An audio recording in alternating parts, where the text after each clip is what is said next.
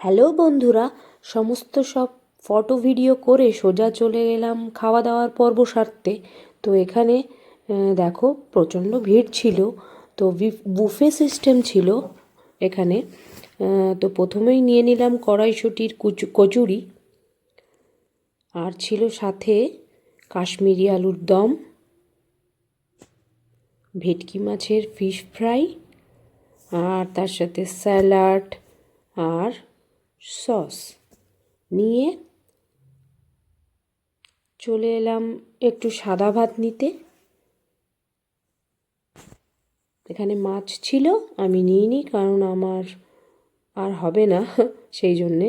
বাসন্তী পোলাও, সাথে ছিল মাটন, গরম গরম ধোয়া ওড়া মাটন। শেষ পাতে ছিল চাটনি, মিষ্টি, রসগোল্লা, নলেন গুড়ের পাঁপড়। আর সবশেষে পান চেপাতে চেপাতে বাড়ির পথে।